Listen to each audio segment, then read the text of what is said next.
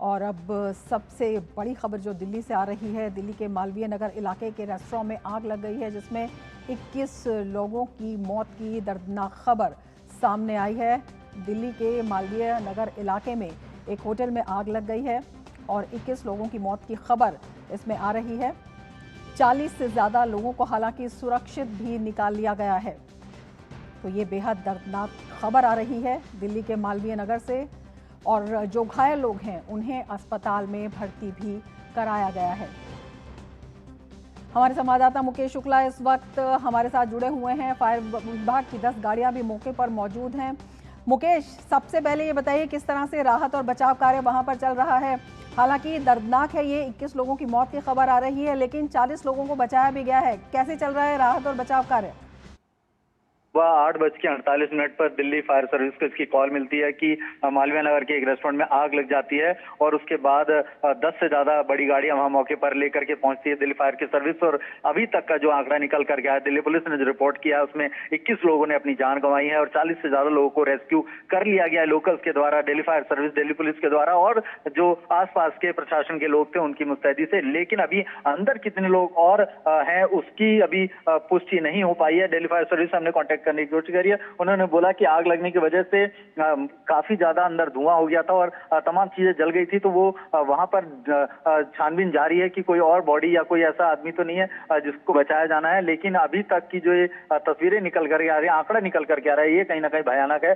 21 लोगों ने इसमें अपनी जान गंवाई है और इसमें तमाम नेग्लिजेंसी पर भी दिल्ली पुलिस FIR दर्ज कर रही है, चाहे वो बिल्डिंग ओनर हो या उसमें जिस रेस्टोरेंट के मालिक के खिलाफ भी उसमें नेग्लिजेंसी एक्ट में FIR दर्ज की जाएगी कि क्या चूक हुई, किस तरह से ये आग लगी उसको जानने की कोशिश की जा रही है। क्योंकि ये आग इतनी भयानक थी कि देखते देखते पूरा रेस्टोरेंट जलकर खाक हो गया। और सुबह के वक्त, क्योंकि जैसा हमने पहले भी रिपोर्ट किया कि मालवीय नगर जो साउथ दिल्ली का एक ऐसा पॉश इलाका है जहां पर स्टूडेंट्स जो है वो काफी तादाद में रहते हैं और काफी सारे फॉरेनर्स भी है वो वहां पर आते हैं और वो वहां पर आसपास में रहते हैं। तो इसमें ऐसी भी रिपोर्ट है कि कुछ फॉरेनर्स के भी इसमें हताहत होने की खबर जो है वो निकल करके सामने आ रही है। वो आंकड़ा कितना होगा, ये फाइनल रिपोर्ट जब आएगी उस पर तभी बताना उचित होगा। लेकिन ये दिल दहलाने वाली आज दिल्ली की जो घटना है, 8:30 बजे के वक्त का ये हादसा है, उसके बाद 21 लोगों की इसमें मृत्यु हो गई है। और ये रमा, पहले भी जो आपने देखा होगा कि आग जो लगती थी उसमें ये अगर उसमें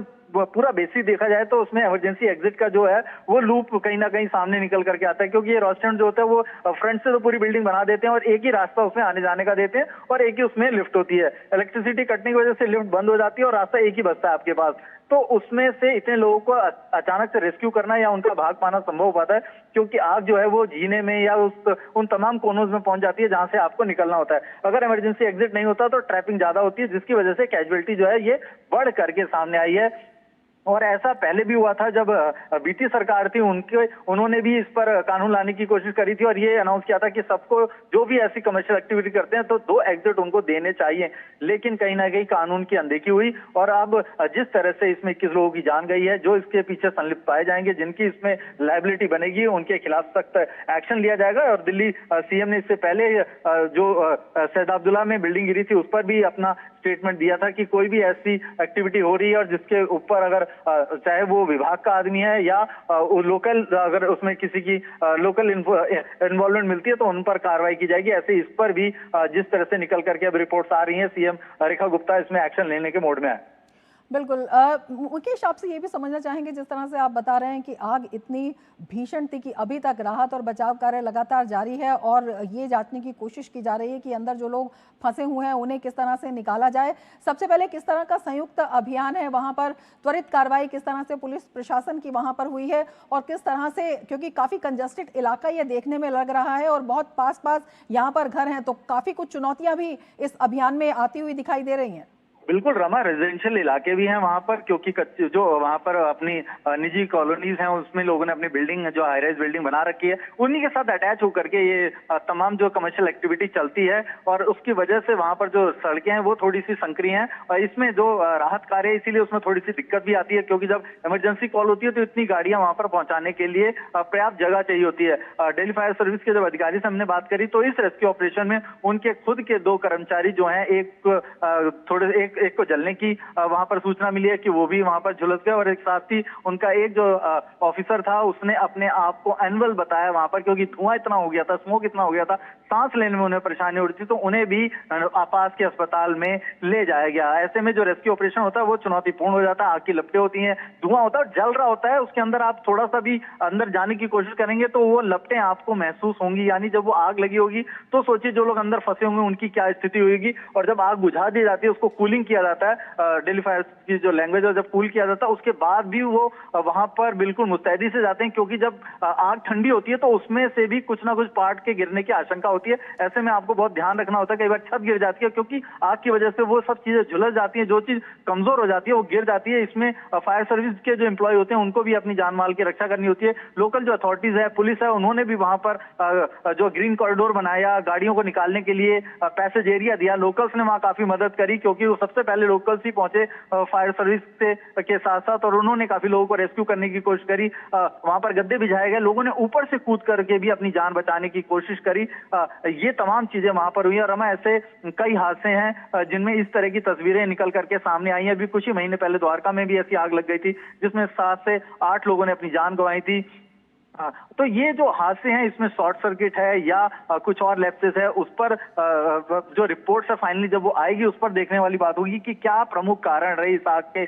लेकिन मेजर जो कारण है वो ऐसे ही आते हैं, शॉर्ट सर्किट होने की वजह से, और जो वहां पर एग्जिट नहीं होता है तो उसकी वजह से आपको वहां पर जो रेस्क्यू करने में बड़ी दिक्कत है। और छज्जे जो होते हैं, देखिए आप सटे होते हैं, यानी एक बिल्डिंग में आग लगती है उसकी लपटें बगल की भी बिल्डिंगों में चली जाती है, तो कहीं ना कहीं पैनिक सिचुएशन होने की वजह से ये पूरी की पूरी जो रेस्क्यू ऑपरेशन है इसमें देरी आती है। लेकिन दिल्ली फायर सर्विस ने जिस तरह से 40 लोगों को रेस्क्यू किया गया ये भी बड़ी बात है। उसमें जिन लोगों ने जो लोग जान गंवा चुके थे, दुर्भाग्यशाली रहे थे, वो तो थे ही, लेकिन जो लोग बचा पाए, जिनको वो बचाने में कामयाब रहे, उनके लिए कहीं ना कहीं थोड़ी सी राहत की खबर है कि वो अपनी लाइफ को बचाने में कामयाब रहे।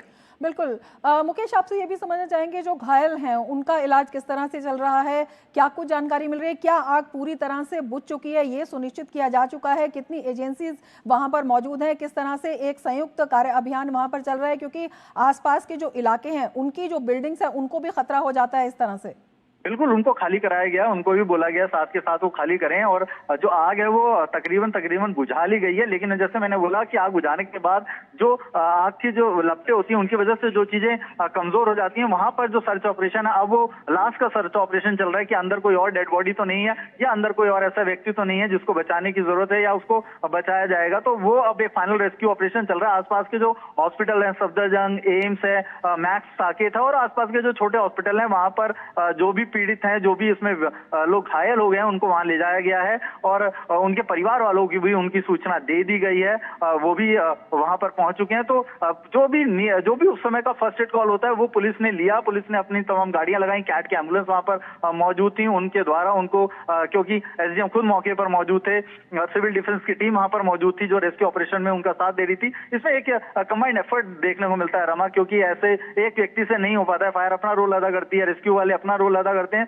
और जो एम्बुलेंस के थ्रू उनको ले जाते हैं उसमें पुलिस अपना एक रोल अदा करती है, उनको ग्रीन कॉरिडोर देती है, पैसेज एरिया देती है, जिससे जल्दी से जल्दी रेस्क्यू किया जा सके, और जो भी लोग जख्मी हैं, घायल हैं, उनको स्थानीय जो भी आसपास के हॉस्पिटल हैं सबसे पहले वहां पर पहुंचाया जाए। अब हॉस्पिटल के दौरान जो रिपोर्ट फाइनल आएगी उस पर सभी की नजर होगी। और साथ ही साथ रमा, जब भी आग लगती है उसके आप आग के कारणों को देखिए। ऐसे करोल बाग में एक अपर्णा होटल में आग लगी थी, वो भी बड़ा दर्दनाक हादसा, सुबह 6 बजे के आसपास वो आग लग जाती है, और उसमें भी कई लोग अपनी जान गंवाते हैं। जब उसके बाद नियम बनते हैं तो वो फॉलो नहीं होते हैं, थोड़े दिन तो रहते हैं, उसके बाद फिर उस पर लिपापोती शुरू हो जाती है। ऐसे में क्या इस बार सरकार सख्त एक्शन लेती है, कोई ऐसी रेगुलेटरी लेकर के आती है कि इन नियमों का पालन अगर नहीं करेंगे तो उनके खिलाफ सख्त एक्शन होगा, या चलान होगा, या उनको रेस्टोरेंट्स को सील किया जाएगा। ये तमाम चीजें देखने वाली होंगी कि आगे क्या एक्शन होता है। प्रधानमंत्री की तरफ से भी यहाँ पर शोक संदेश जो है वो ट्वीट किया गया है, गृह मंत्री ने कर दिया किया, साथ ही साथ सीएम ने करा, एलजी ने करा। लेकिन उसके बाद अब ये देखना है कि ये रेखा गुप्ता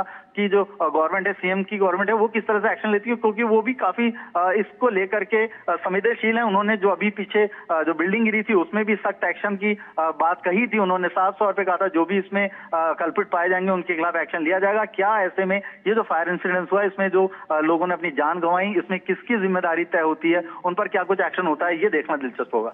बिल्कुल, आप बने रहिए हमारे साथ। हमारे संवाददाता नीरज सिंह भी इस वक्त हमारे साथ जुड़ गए हैं, जो कि ग्राउंड जीरो पर मौजूद हैं इस वक्त। नीरज, आपसे समझना चाहेंगे, ये जो इलाका पूरा दिखाई दे रहा है, साफ तौर पर दिखाई दे रहा है, जो रेजिडेंशियल एरिया है उसमें कमर्शियल एक्टिविटीज चल रही हैं। हालांकि अभी जांच कार्य चल रहा है कि आग की वजह क्या लगी, लेकिन प्रथम दृष्टया वहां पर जो लोग मौजूद हैं उनसे किस तरह की सूचना सामने आ रही है?